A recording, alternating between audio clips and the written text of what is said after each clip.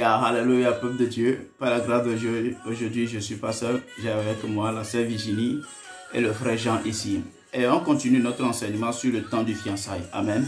On commence aujourd'hui avec un verset dans Cantique d'un Cantique 8, le verset 4. Il dit: je vous en conjure, filles de Jérusalem, ne réveillez pas l'amour avant qu'elle le veuille. Amen.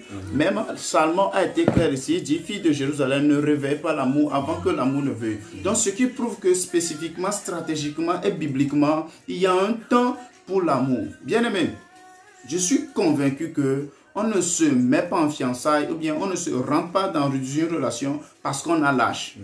On rentre dans une relation parce qu'on est dans le temps du fiançailles. Il faut d'abord savoir là où tu vas. Quel est le plan de Dieu concernant ta vie? Qu'est-ce que tu veux devenir dans la vie? C'est en connaissant cela que tu chercheras ce type d'aide. Amen. La Bible déclare que la femme, c'est une aide pour l'homme. Maintenant, tu ne sais pas où tu vas. Tu ne sais même pas dans quoi tu vas travailler. Tu ne sais pas comment tu vas finir ta vie. Maintenant, tu cherches une aide. Une aide pourquoi? On aide quelqu'un qui est en train de faire quelque chose, non? Tu ne fais rien. Maintenant, tu dis que tu cherches une aide. Ça n'a pas de sens. Amen. Lorsque la Bible parle du mariage, il parle d'un mariage en tant que l'union entre deux personnes pour s'aider pour aller encore loin.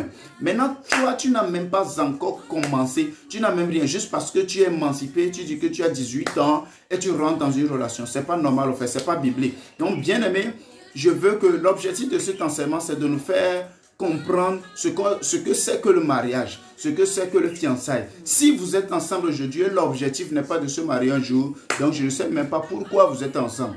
Amen. Je ne parle pas pour désunir quelqu'un, je parle selon ce qui est écrit. Le temps du fiançailles, on doit le respecter. Beaucoup ont fait des faux mariages aujourd'hui juste parce qu'ils n'ont pas attendu le temps du mariage pour se mettre en fiançailles. Amen. La Bible déclare qu'à un moment, Dieu a envoyé Ève à Abraham. Mais en ce temps-là, c'est parce que Abraham avait déjà un niveau de vie. Amen. Donc, si tu n'es pas encore dans le temps du fiançailles, je peux te dire qu'à 90%, tu feras un faux choix le choix que tu feras pour ton conjoint ne sera pas un bon choix. Juste parce que Dieu n'a pas encore révélé ton œuvre. Et à un temps dans la vie de tout un chacun de nous, Dieu nous envoie notre femme, Dieu nous envoie notre homme. Je te le dis, c'est vrai, c'est ce que Dieu fait.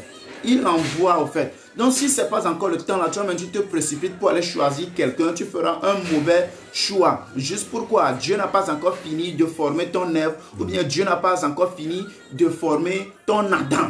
Toi-même, tu te lances dans une relation. Et le temps du fiançailles, ça ne dépend pas que tu as 20 ans, 25 à 30 ans. Non, c'est proportionnel pour chacun de nous, selon la destinée à laquelle on est venu accomplir sur la terre. Donc, bien aimé, tu dois comprendre le temps dans lequel tu es. Je l'ai dit la fois passée, si dans ce temps, Dieu te dit étudie, utilise tes forces à 100%, étudie, fais ce que Dieu te demande. Le temps du fiançailles, lorsque ça viendra, bim, comme ça là, tu vas voir que la femme même va venir. Et ça ne sera plus difficile. Ça annule les gourmets, ça annule les pensées inutiles, ça annule même le péché. Lorsque le temps du fiançailles vient là, l'homme même viendra boum comme ça. Et c'est très facile à réaliser. Ok? Aujourd'hui, on nous fait croire que si tu n'es pas en relation, bien tu n'as pas un crush, tu n'as pas un copain, bien une copine, tu n'es pas dans la mode. Mais frère, c'est quoi la mode au fait? La mode, c'est le mariage. Le mariage, c'est une autre chose. Hein. Et grave. C'est une autre chose. Donc, soyez serein dans ce que vous cherchez dans la vie. Et vous avez quelque chose à ajouter? Je continue. Vous avez quelque chose à ajouter? Continue. La qualité du conjoint. La qualité du conjoint. Il vient dans le temps du fiançailles. La qualité du conjoint dépend du moment spécifique de ta vie que tu choisis ce conjoint-là. Je vous le dis, avant que tu ne rencontres cette fille-là, il va falloir que Dieu le prépare de son côté. Avant que toi, fille, tu ne rencontres ce garçon-là, il va falloir que Dieu le prépare lui aussi de son côté. Mais si vous deux, vous êtes immatures, vous deux, Dieu n'a pas encore fini de vous préparer, vous lancez là, vous allez faire des erreurs. Peut-être tu tomberas sur une autre personne qui n'est pas d'accord. Imagine peut-être toi, dans ta vie, Dieu a prévu que tu ailles en France rencontrer ton homme là-bas. Aujourd'hui, tu es toujours à Lomé, à Veto, au Togo comme moi. Maintenant, tu te dis que tu vas te marier. Est-ce que tu crois que tu tomberas sur la bonne personne? Non, ton mari t'attend en France. Il va falloir maintenant que tu finis d'avoir ton bac, tu puisses aller en France pour aller le rencontrer. Est-ce que quelqu'un me comprend? Donc, la qualité du conjoint ou bien la bonne personne dépend du choix qu'on fait dans le temps du fiançailles. Donc, moi, je n'ai plus rien à ajouter. D'ici là, portez-vous bien. Que le Seigneur vous bénisse abondamment. C'est votre frère Daniel Dangote et c'est généreux.